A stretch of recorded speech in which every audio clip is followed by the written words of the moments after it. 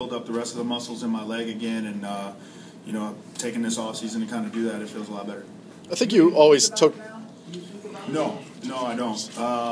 It's not even a second thought in my mind. So, I mean, that's the good thing. I think when I came back, it was always right there in the back of my mind, and a little bit of hesitation. Either putting weight on it or just doing some of the things I used to be able to do cutting wise. But now I don't even think about it. I think you used to take pride in being kind of sneaky fast for your size. Mm-hmm. That didn't seem to be the case. Like, where are you measuring that right now? Where you are? I'm still working on it.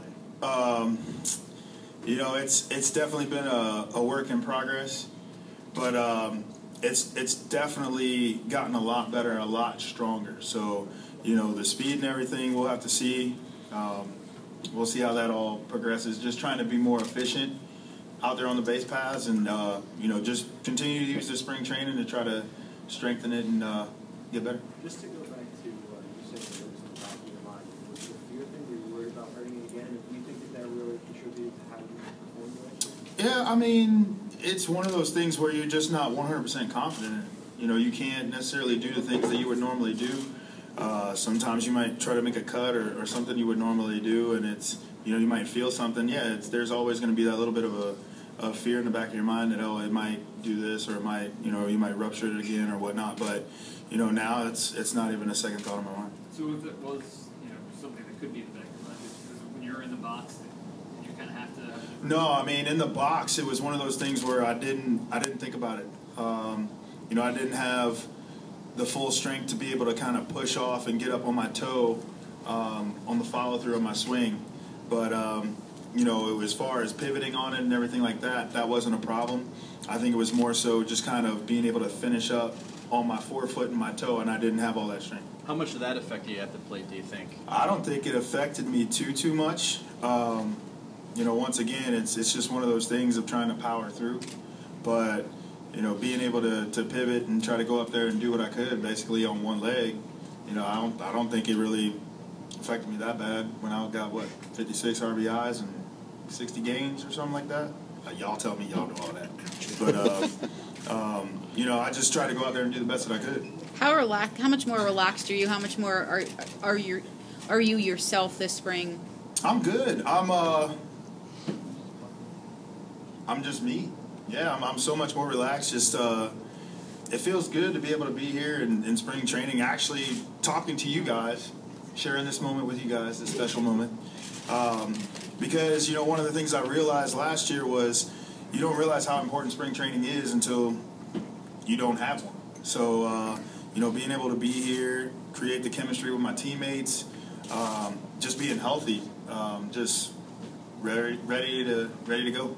What did you work on this winter to try to become a better hitter, and can you also give a little indication on what you did conditioning-wise? I bought the Salisbury hitting tape to work on my hitting. I saw him working.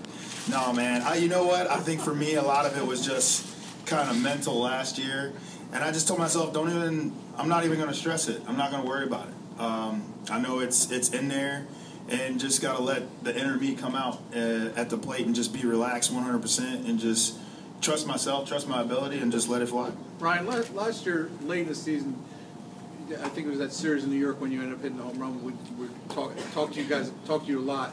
And there was a lot of talk about you against left-handers. And you said, well, I'm struggling against everybody. But the last few years against lefties, it has been a struggle for you. And there was a time where you hit, I think, coming through the minor leagues where you hit lefties better than right-handers. Is that something you've looked at, and is there anything you can put a finger on as to why? Yeah, I think it's a combination of listening to the noise, trying to please people, trying to go out there and, people saying, oh, he can't hit lefties, I got to show him that I can hit lefties. I mean, obviously, to get to the big leagues, you've got to hit lefties and righties. So, I mean, like I said, it's putting all that stuff aside and just trusting in my ability. I know I can hit lefties. It's all a matter of just going up there, being relaxed, having good ABs, putting that together, and just getting good pitches and putting good swings on.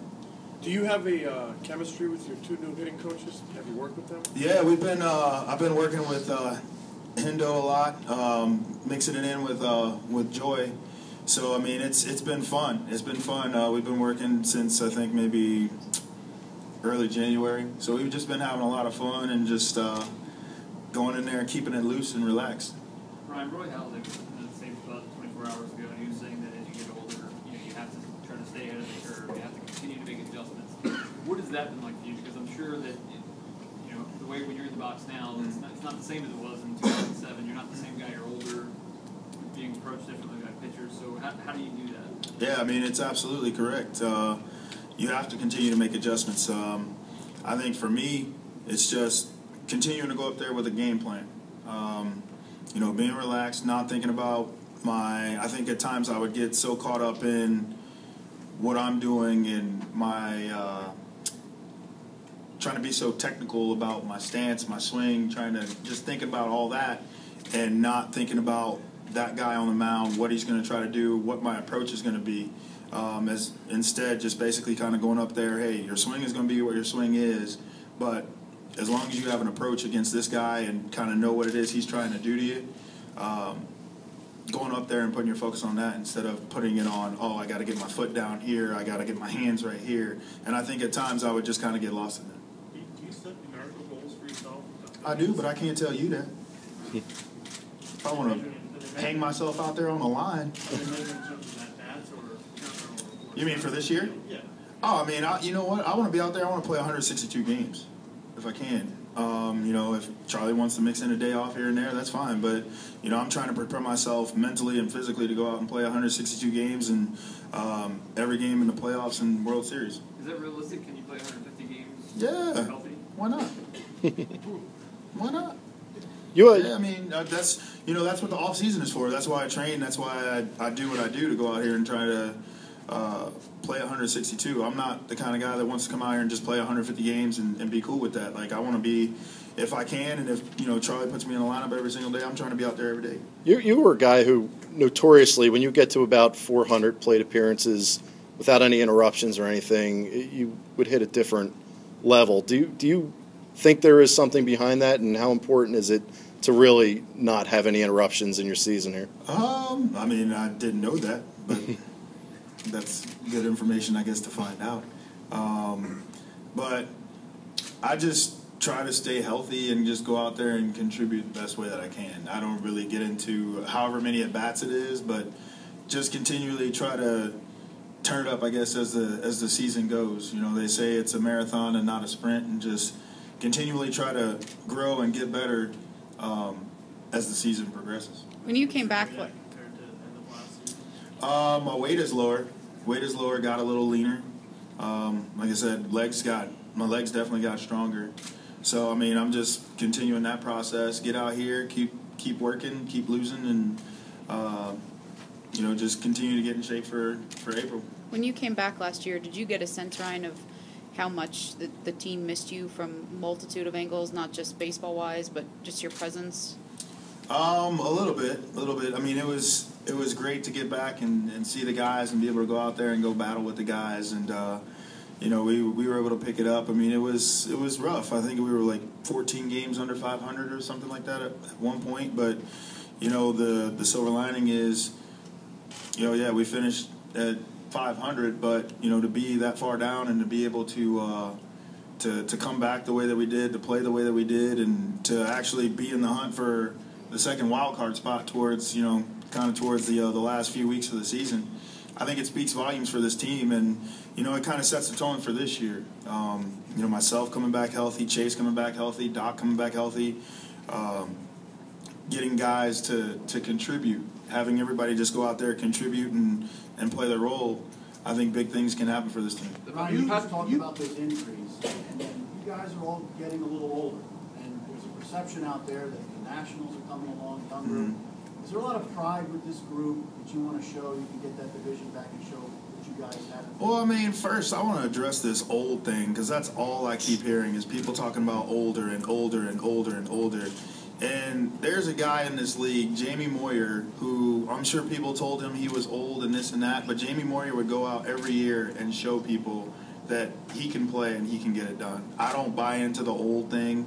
It's all about how young you feel inside. It's all about how well you take care of yourself. And everybody in this clubhouse goes out and works their butt off. Everybody goes in the off season, they train, we do what we need to do in order to come back. I mean, if people want to call us old, that's fine. But I think going out there this year, we're going to show people we're not old. And, you know, as far as the Nationals and the other teams in the division, it's going to be a great division. It's going to be a fun division to watch. I mean, they had a great year last year. But, you know, once again, we had a lot of injuries. So call us old if you want to. That's fine. If you want to sweep us under the rug, just don't be surprised, man. That's it. Don't be surprised. You guys know that this. The age clock is. You can look at the clock all you want. Like, we're focused on playing baseball. That's it. If people want to look at a clock and talk about this and talk about that, all we got to do is take it day by day and go out there. And then, you know, at the end of the season, hopefully we reign supreme. We can bring that clock thing back up. Tell me what time it is. You were mentioning some of your contributors are back that were missing last year, but the previous 5 years, you've pretty much known 1 through 8 who was going to be in that lineup. And this year you look around and left field and right field at least are you know, question marks that could be decided here in spring training. Does that concern you, and who do you want and expect to see? No, I mean it doesn't concern me. I think what it does is you know, it brings a different factor to it, to where, you know, there's going to be a little bit of a competition, but the good thing about it is all the guys that are out there that are going to be competing for those spots are very capable of going out there and taking care of business. You know, at the end of the day, when the dust settles and we're heading to Philadelphia, you know, whoever's on that plane who's put in the left field position or put in the right field position is going to be asked to go out there and contribute just the same. I mean, that's the one good thing about spring training is that here, somebody goes down during the season or whatnot, this person comes up. It's not if you're going to play, it's when you're going to play, and then being able to come in and contribute. So that's why spring training is so important, especially for the guys in that position right now, to go out there and get their work in, but, you know, make it a little competitive and, you know, see what happens. When you look at those guys, do you see potential to Oh, be most guys definitely. like Worth, like Pence, like? Oh, most definitely. I think D. Brown has definitely matured. I think he gets it. He understands what it takes, what he needs to do in order to make this team. I know that there's probably been questions as far as, you know, the signing of Delman Young and all that kind of stuff, but that stuff doesn't bother him. I think he welcomes it. I think he welcomes the opportunity to be able to go out there and compete. He's taken a turn mentally to me. He's taken a turn mentally to where he's shown he's matured and he knows what he needs to do. I think same thing with John Mayberry Jr. So I think those guys just need to go out, be themselves, relax, play their game, and I think they'll surprise a lot of people. Won't surprise me. You tell them. But, what's that? You tell them that. You guys talk. Yeah, I mean we have conversations. We have conversations, and you know, I just let them know, man. Hey, just go out there and be you. Don't worry about everything else. Don't worry about anybody else, but play your game, do what got you here. Right, I get the sense Building that off you that, don't you think- can't necessarily count on those guys, and you guys don't have Hunter Pence anymore. Juju's going to be out for the first 25 games. How important is it for you and Chase to hit the ground running right away and kind of be the players that you guys are? Well, I mean, you don't want to go out and try to put extra pressure on yourself or anything like that. I think that if everybody just goes out, does what they do, Chase does what he does, you know, Ben Revere does what he does, Jimmy does what he does, I do what I do. You got a new guy named Michael Young. I mean, he's not too shabby. So, I mean, you take all that pressure off of those guys, and if they go out there and they just do what they do, then it's going to be a great year for them, and it's going to be a great year for us. But Ryan, most teams have a window of opportunity. Mm-hmm. I get the sense that you don't think that window is. I mean, I understand the window talk and everything like that. I mean, yeah, there is a window of opportunity, but if you focus on the window closing, I mean, you never letting that cool breeze come in, man. You know what I mean? So, I mean, for us, it's like the window closes when the window closes, but right now the window is still open. So we got to go out there and take advantage of this nice breeze while we can. Like Tony Robbins. What's that? So like Tony Robbins. Dropping some breeze on us. Yeah, I know, man. Some new Febreze on you. Salisbury. All right, thanks everybody. That's it.